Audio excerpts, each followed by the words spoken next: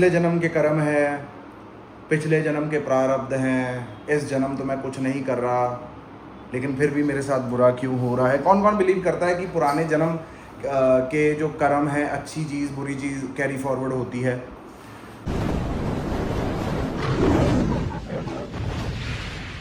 ਪਿੱਛੇ ਪਿੱਛੇ ਤੁਰਦੀ ਆ ਫੇਮ ਅੱਜ ਕੱਲ ਆਉਂਦਾ ਏ ਸਟਾਰਾਂ ਵਿੱਚ ਨੇਮ ਅੱਜ good morning guys, good morning. आज मैं थोड़ा जल्दी जा रहा हूँ, 1 घंटा जरा मुझे काम है। मैं कहा चल मौसम तो सही है, आज ये वाली कार ले जाते हैं।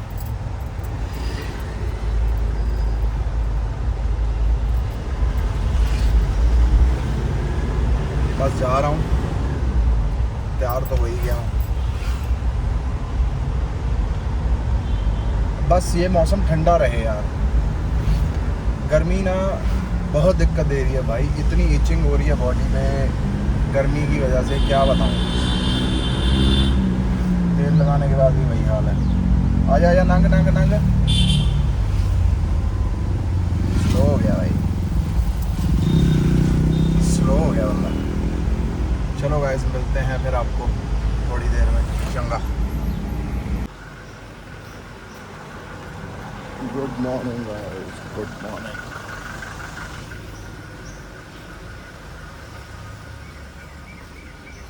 शीशा खुला रह गया है।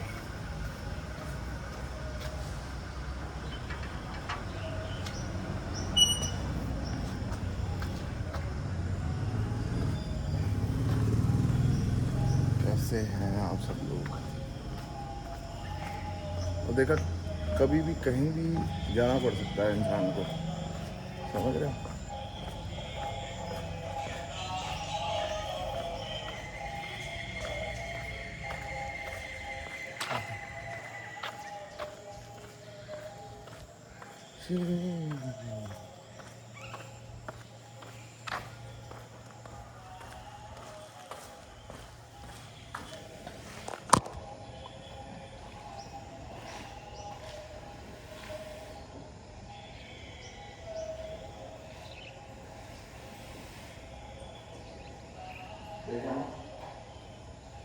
Rama, left, left, left, left, Rama, left,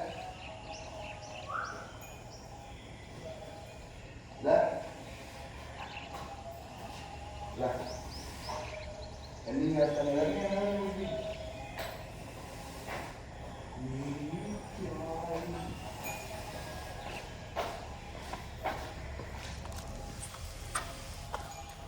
ओहो, बस आ जाओ आ जाओ आ जाओ आ जाओ आ जाओ। पानी पीना है, इसमें प्यास लग गई है।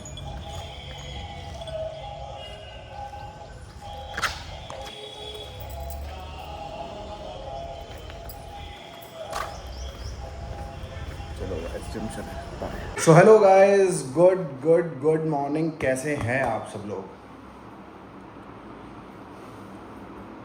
आप लोगों ने ये चीज़ सुनी होगी, अगर नहीं सुनी तो मैं सुनाता हूँ कि पिछले जन्म के कर्म है, पिछले जन्म के प्रारब्ध हैं, इस जन्म तो मैं कुछ नहीं कर रहा, लेकिन फिर भी मेरे साथ बुरा क्यों हो रहा है। कौन कौन बिलीव करता है कि पुराने जन्म के जो कर्म हैं, अच्छी चीज़ बुरी चीज़ कैरी फॉरवर्ड होती है अपने जो प्रेजेंट जन्म अपना चल रहा है। और अच्छे कर्म कैसे जीवन में आते हैं और बुरे कर्म कैसे जीवन में आते हैं, चाहे आप पिछले जन्म के हों, उससे पिछले जन्म के हों, या किसी भी जन्म के हों।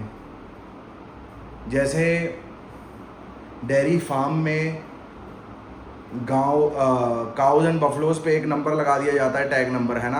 और वो टैग नंबर उसी का रहता है जब तक जीवित रहती है वो काउ या बफलो, है ना। ऐसे ही हमारी रूह है, टैग लगा दिया गया है। हमारी रूह सदा ही जिंदा है, सिर्फ शरीर बदले हैं। सोच क्या कहते हैं, पुराने जन्म की जो भी सोच याद थी वो सब भुला दी गई है, लेकिन रूह पुरानी ही है। तो गाइस आज आपको मैं एक भूत वाली कहानी सुनाने लगा हूँ। भूत नहीं, अघोरी बाबा भूत बन जाते हैं। और कैसे प्रोसेस होता है ये। एक परिवार होता है गाइस, परिवार होता है, वो 10-12 सालों से ना इतना मतलब इस भूत प्रेत से जूझ रहा होता है कि उसको समझ नहीं आता कि हम क्या करें, है ना। तो फिर वो एक धाम पे जाते हैं जहाँ पे वो बंदा, उनका जो भूत होता है वो पकड़ लेता है। पकड़ ऐसे कि जो भी उसके अंदर प्रेत होता है लड़की के अंदर, वो जज कर लेता है भी ये कौन है। तो जब वो बंदा उनसे पूछता है कि भाई आप कौन हो और आप क्या करने आए हो इस लड़की के अंदर और इस परिवार का क्या कसूर है, आप सुनना गाइस ध्यान से। कह रहा मैं अघोरी हूँ, अघोरी। वो बंदा कहता अघोरी तो मतलब, अघोरी मतलब शिव, शिव मतलब अघोरी। कह रहा बिल्कुल सही। और वो बंदा कहता भी अघोरियों में इतनी पावर है, इतनी ताकत है, वो समा रोक सकते हैं, ठीक है, देवी देवताओं को रोक सकते हैं अगर अपनी जिद पे आ जाएं या अपने स्टैंड के लिए अगर वो बात करें, फिर वो किसी की भी नहीं सुनते, है ना। तो और जो बंदा था, जो वो एक भूत प्रेत निकालने वाला बंदा धाम चलाता है ना, वहाँ पे मैंने ये स्टोरी सुनी और मेरे को अच्छी लगी ये स्टोरी और मेरे को लगा कि मेरे को आप सबको बतानी चाहिए। वो बंदा पूछता भी आप क्यों आए हो इस लड़की के शरीर में, क्या प्रॉब्लम हो गई आपको। वो कहता है जिस लड़की के अंदर मैं आया हूँ इससे मुझे कोई प्रॉब्लम नहीं है। जो इसकी माँ है ना, माँ इसकी पिछले जन्म में अघोरी थी और मेरा चेला था ये।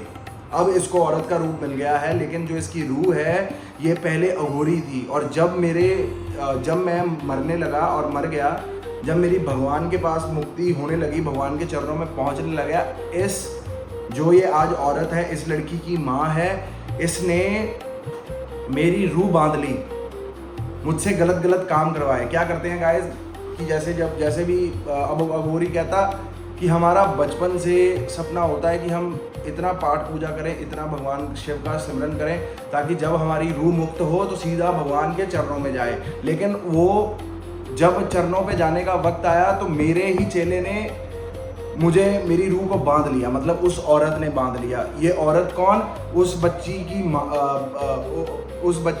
उस माँ की बेटी जिसमें अघोरी बाबा आ रखे हैं, ठीक है। ते कह रहा इस अघोरी ने, एक तो मेरा चेला, मैं इसका गुरु, उसकी लाज तोड़ी। दूसरा, इसने कई लोगों से मुझसे मर्डर करवाए, कईयों का घर खराब करवाया, कईयों पे भूत प्रेत छुड़वाए, सिर्फ और सिर्फ अपने दुनियावी मतलब के लिए, है ना।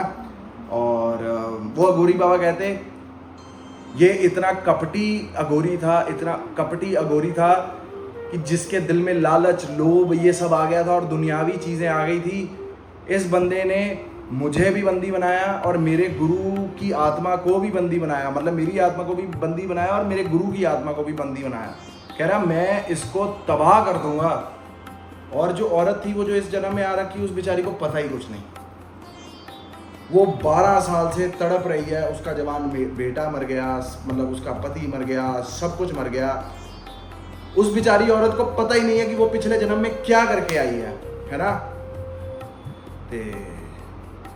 तो वो बंदा बोलता कि बाबा अब आप क्या चाहते हो। कहता मैं कुछ नहीं चाहता, मैं इस औरत को रोता तड़पता देखना चाहता हूँ। जिस तरह मैं इसकी बंदिश में रह के तड़प रहा था ना, मैं गलत काम नहीं करना चाहता था। और इस बाबा ने, मेरे चेले ने मुझसे गलत काम करवाए, मुझसे लोगों के मर्डर करवाए, लोगों के घर खराब करवाए, जो कि मैं नहीं करना चाहता था। मैं इतना तड़प रहा था, इतना घुट रहा था कि मैं किसी को नहीं बता सकता। तो उस बंदे ने पूछा भी आप कब से हैं यहाँ। कह रहा मुझे यहाँ आज 400 साल हो गए हैं और 150 साल से इसकी रूह को ढूंढ रहा हूँ और मुझे 12 साल पहले इसकी रूह मिली है। कह रहा इसके जवान बेटे में भी प्रेत ही आया था। कह रहा मैं इसके बेटे को बचा सकता था, क्योंकि अघोरी जो वो बाबा थे वो दिल के बुरे नहीं थे, लेकिन वो इतने तंग हो गए थे ना इसकी गंदी हरकतों की वजह से, इस वजह से वो ये इतना उत्पात मचा रहे थे। कहते इसका बच्चा बचा सकता था मैं, लेकिन मैंने नहीं बचाया। और मैं कह रहा सब कुछ ख़त्म कर दूंगा, सब कुछ ख़त्म कर दूंगा, सिर्फ और सिर्फ यही औरत जिसमें आज रूह पुराने वाले अघोरी की है। कह रहा मैं इसको अकेला छोड़ दूंगा, इसके आंखों के सामने सब कुछ ख़त्म करूंगा और ये चाह के भी कुछ नहीं कर पाएगी, इस कदर इसको तड़पाऊंगा। तो जैसे ही वो औरत बोला करे कि बाबा मुझे तो पता नहीं मैंने पिछले जन्म में क्या करा, मुझे फलाना, तो जैसे ही वो बोला करे तो गुस्सा हो जा करे और उसकी बेटी की आंखों में खून आ जाया करे। क्यों? क्योंकि बेटी में ही अघोरी बाबा आ रखे थे। तो फिर वो बाबा बोलते भी आप मेरे धाम में आए हो, मेरी इज्जत आप मेरी लाज रखो। कह रहा तेरी इज्जत के लिए ही मैं यहाँ तक आ गया हूँ, नहीं तो इन्होंने मेरे को बहुत लोगों को दिखवाया, किसी के हाथ नहीं आया, और मैं चाहूँ तो किसी के हाथ अभी भी ना आऊँ। तुम्हें एक अघोरी भारी पड़ रहा है, मैं यहाँ से 80 से 100 अघोरी खड़ा कर सकता हूँ, उनकी आत्मा। कह रहा इस औरत की रूह ने उस समय में इतना लोगों को तड़पाया है, इतना लोगों को तड़पाया है। हालांकि हम जाने जाते हैं लोगों का भला करने के लिए, लोगों को भक्ति सिखाने के लिए, लोगों को भगवान के राह पे डालने के लिए। इसने मेरी रूह जबरदस्ती बांध कर उससे गलत काम करवाए, इतने गलत कर्म करे, अब इसको भुगतना पड़ेगा सारा कुछ। आप देख रहे हो गाइस। फिर वो शांत नहीं हुआ। कह रहा बाबा फिर अब आपका गुस्सा किस तरह शांत होगा? कह रहा मेरा गुस्सा 3 जन्मों के बाद शांत होगा। कह रहा अब तो भाड़ में गई मेरी मुक्ति, भाड़ में गया सारा कुछ, मुझे अब इस जीवन में इसको अकल देनी है जिसने भगवान से शक्तियां लेके और लोगों के विरोध यूज करा। क्योंकि अघोरी बाबाओं के पास सिद्धियों के साथ शक्तियां आती हैं, और ये शक्तियां एक ही शर्त होती है कि इन्हें सही जगह उपयोग करना होता है। और कई कपटी होते हैं, नहीं दिमाग उनका काम करता, तो वो गलत चीज़ों में करवाते हैं ना। फिर तंत्र विद्या में पड़ गए, फिर लोगों से पैसे लेके भाई ये मरवाओ वो मरवाओ। वो चीज़ उस औरत की रूह ने करी थी जो कि अघोरी थी पहले। कह रहा है इसका 3 जन्मों तक मैं पीछा नहीं छोड़ूंगा। 3 जन्म, तीनों जन्म में इसका परिवार, इसका मैं ही खत्म करूंगा, फिर इसे जिंदा रखूंगा, इसे नहीं मारूंगा मैं। कह रही जब इसका जवान बेटा मरा था तब इसने सुसाइड करने की कोशिश करी। कह रहा मैंने इसको सुसाइड भी नहीं होने दिया, तब भी मैं इसको बचा के रहा था। मैं कह तेरे सामने सब खत्म करूंगा, लेकिन तेरे को खत्म नहीं करूंगा। तो कहते बाबा हमारी लाज रखो, हमारी देवी माँ की लाज रखो, कुछ करो, क्या करो। कह रहा नहीं, कुछ नहीं हो सकता। कह रहा इस बच्ची का क्या कसूर है? कह रहा है इस बच्ची का कोई कसूर नहीं है, लेकिन सिर्फ और सिर्फ इसका इतना कसूर है कि इसकी औलाद है, ये इस रूह की औलाद है। जितना मैं इसको तकलीफ दूंगा उतनी इसकी माँ को तकलीफ होगी और उतना मेरे रूह को सुकून मिलेगा। आप देखो अघोरी बाबा कहाँ तक सोचने लग गए हैं। अघोरी बाबा फिर कहते बाबा कुछ तो करना पड़ेगा, कुछ तो करना पड़ेगा। कह रहे इस बच्ची का तो कोई कसूर नहीं, इसका तो शरीर मैं जब चाहूँ तब छोड़ दूँ, कोई दिक्कत नहीं। कह रहे ये जो औरत है ना, इसको मेरे को देख के इतना गुस्सा और ये आता है ना, इसको बोल मेरे सामने नाक रगड़े, अपनी लिटरली नाक रगड़े और रगड़ रगड़ के खून निकाले नाक से। कह रहे फिर उसके बाद देखूंगा कि मेरा दिल शांत होता है कि नहीं होता। भाई लिटरली उस लेडी ने अपनी नाक रगड़ी, खून आया उसके, और फिर जाके उस अघोरी बाबा ने उसका शरीर छोड़ा, उस लड़की का शरीर छोड़ा। और पता क्या बोल के, मतलब उन्होंने बोला, अपने जो बंदा इन भूत प्रेत से डील करता है, उन्होंने बोला कि बाबा आप क्या दुनिया को क्या बोलना चाहते हैं? कह रहा मैं दुनिया को सिर्फ और सिर्फ इतना कहना चाहता हूँ, जो लोग सोच रहे हैं कि इस जन्म में जो करा और इसी जन्म में खत्म हो गया मर के, तो नहीं। आपके कर्म, अच्छे कर्म, बुरे कर्म, घटिया कर्म, सब कुछ घटिया, आपका बाय खाता पिछले जन्मों से ही चला हुआ आ रहा है। कह रहा जो भी इस दुनिया में हमें मिल रहा है और जो भी हमसे खो रहा है, सिर्फ और सिर्फ हमारे प्रारब्ध और कर्म की वजह से। कह रहा कर्मों को दुनिया मत भूले कि कर्म इतनी बलवान चीज, गूज़बम्स आ रहे हैं गाइस, कर्म इतनी बलवान चीज है कि रातों रात आपको रंक से राजा बना सकती है और रातों रात आपको राजे से रंक। इतने कह रहा जो कुछ आप इस जीवन में देख रहे हो, ये ऐश्वर्य, सौंदर्य, जो कुछ भी आप देख रहे हो, ये आपके पुराने कर्म, आपके पुराने जो पुण्य आपने करे थे, वो आपको इस जीवन में देखने को मिल रहे हैं। और जो दुख आपको क्या लग रहा है ये जो दुख आए हैं आपके जीवन में या किसी भी प्रकार के जीवन में, भाई अभी पिछले जन्म का ही अपना बैगेज खत्म नहीं हुआ, इस जन्म का तो अभी लिखा जा रहा है। इसका फ्रूटफुल कुछ नहीं होगा, ना अच्छा ना बुरा। अभी तो जो पिछले जन्म में करा है उसका हम फल भुगत रहे हैं, चाहे वो अच्छा हो चाहे बुरा हो। इसलिए मैं समझाता हूँ, हर वक्त मैं ये बात करता हूँ कि भाई मैं कर्मों से डरने लग गया, कर्मों से मैं डरने लग गया। मेरा मन भी करता है मस्ती वगैरह करने में, इतनी सी मस्ती के लिए भी साला ये सोचता हूँ कि ये कर्म मेरे पे घूम के आ जाएगा। अब देखो, अब वो बेचारी जिसकी रूह पहले अघोरी की थी, उस बेचारी को तो पता ही नहीं, नया शरीर, नया सब कुछ, नया परिवार, उस बेचारी को कुछ भी नहीं पता, फिर भी उसको इतना कुछ भुगतना पड़ा, ना जाने अनजाने में इतना। अब रूह अघोरी है, अघोरी तो पारदर्शी है, भगवान शिव है, सीधा स्वयं वो है ना, वो तो सब देख सकते हैं, हर तरह कर सकते हैं। लेकिन कहता इतना गुस्सा हुआ, कह रहा हम अघोरी, भगवान के चरणों में हमारा यही सपना होता है पैदा होने से लेके मरने तक, कि जिस दिन हम मरेंगे उस दिन हमारी रूह भगवान के चरणों में चली जाएगी। कह रहा जब मेरी रूह भगवान के चरणों में जाने लगी, कह रहा उसी वक्त मेरे चेले ने मुझे बांध लिया। अब सोचो, वो अघोरी, वो संत, अघोरी कहने लग गए लेकिन है तो टेक्निकली संत, कह रहा है वो संत कितना दुखी होगा कि अब जैसे हिसाब लगा लो, अब जैसे मेरे को कोई प्रोजेक्ट मिला और 99 पे मैं पहुंच गया और मुझसे कोई 99 पे छीन ले, तो मेरी रूह का क्या हालत होगी। और एक तो कर्मों की वजह से छिन जाए, एक कोई छीन ले कि मैं वहां पहुंचा और यहां से चीज कोई उड़ा के ले गया। कह रहा इसी तरह गौरी बाबा कहते इसी तरह मेरे साथ हुआ। कह रहा मेरा अब जाके दुनिया मेरी सेट होनी थी, सब कुछ सेट होना था, इसकी वजह से मेरी रूह को शांति नहीं आई, मेरी रूह भगवान के चरणों में नहीं लगी। मैं 400 साल से भटक रहा हूँ, 150 साल से इसका इंतजार कर रहा हूँ। अब खुद सोचे कि मेरा समाज कितना खराब हो गया। अब यार दोनों पर्सपेक्टिव से देखें, अघोरी बाबा भी सही लग रहे थे, वो औरत इसलिए सही लग रही थी, उस बेचारी को पता ही नहीं है। लेकिन अगर उसकी रूह के हिसाब से बात करें तो उसकी रूह ने कितना गंदा करा, लोगों को मरवाया, मतलब जितने लोग उसने मरवाए होंगे ना, उसके उतने ही बंदे उसके परिवार के मरे होंगे। और यही रूल है गाइस कर्मा का। आप 1 करते हो आपको 3 मिलता है, आप 3 करते हो आपको 6 मिलता है, आप 6 करते हो आपको 12 मिलता है। Guys this is the basic rule of Karma.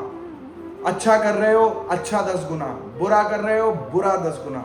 इसलिए अपनी सेहत पे ध्यान दो ना दो, अपने चेहरे, लुक्स, बॉडी पे ध्यान दो ना दो, किसी चीज पे ध्यान दो ना दो, कर्मों पे जरूर ध्यान देना है कि कर्म आपके गलत ना हो। और भगवान श्री कृष्ण ने महाभारत में ये बात कही है, पहले शास्त्रों से समझाएं, शास्त्र मतलब रूल्स, रेगुलेशन, प्रिंसिपल से समझाएं किसी को जब कोई नहीं माने। जब शास्त्र ना काम करें फिर उठाएं शस्त्र, ठीक है। और फिर शस्त्र जहां बोलते हैं फिर वहां बंदा नहीं बोलता। तो वहां नहीं सोचना है कि क्या कर्म क्या कुछ, जब वहां देखना है भी हक की लड़ाई और सच की लड़ाई क्या है, वहां आपके गलत कर्म नहीं जुड़ेंगे। सो या गाइस, कर्मा को याद रखें, कर्म इज द बेसिक की। अब मैं इतनी अच्छी अच्छी बातें बोलता हूँ, ये कुछ बोलता हूँ, इन सब पे व्यूज नहीं है, और मैं चाहता हूँ इन सब पे ज्यादा व्यूज आए और मेरे घूमने फिरने पे कम व्यूज आए। आप समझ रहे हो क्यों? क्योंकि ये जो बातें हैं ये आपको कहीं ना कहीं बेनिफिट देंगी। यार घूमना फिरना क्या बेनिफिट देगा आपको? पल दो पल की हंसी मजाक, पल दो पल का घूमना, पल दो पल के सिस्टम है ना। लेकिन ये जो बातें हैं फॉर लाइफ टाइम है भाई। अगर ये सब बातें आपके दिल में बैठ गई ना, तो मतलब आज से पहले तक आपने जो मर्जी करा हो, लेकिन आज के बाद आप बिल्कुल फूक फूक के कदम रखेंगे और अपने कर्मों को सुधारने की कोशिश करेंगे। और मैं चाहता हूं कि सब अपने कर्मों की सुधारने की कोशिश करें। अब जो पुराने जन्म में हो गया वो तो हो गया, ठीक है। बाकी भगवान का नाम, राधा नाम, अपना सिमरन, भगवान वाहेगुरु जी, जितना सिमरन हो सके उतना सिमरन करें। इस सिमरन वाले नाम में इतनी ताकत है, आपके पुराने जन्मों के पाप, पुराने जन्मों के प्रारब्ध सब कट जाते हैं गाइस। हमारे प्रेमानंद जी महाराज यही कहते हैं कि राधा नाम एक ऐसा नाम है जो आपके पुराने जन्म के पाप भी खत्म करता है, इस जन्म के पाप भी खत्म करता है और आने वाले जन्म के पाप भी खत्म करता है। आप सोच रहे होंगे आने वाले जन्म के पाप कैसे? आपकी बुद्धि ही इतनी बढ़िया हो जाएगी राधा नाम से, आपका पाप करने को मन ही नहीं करेगा। समझ रहे हो? तो इसलिए इस ब्लॉग को करते हैं यहीं पर एंड, फिर मुलाकात होगी आप सबसे कल। टिल देन लाइक करें, शेयर करें, सब्सक्राइब करें। हर हर महादेव गाइस, राधे राधे, जय माता दी, लाइक एंड हाइप।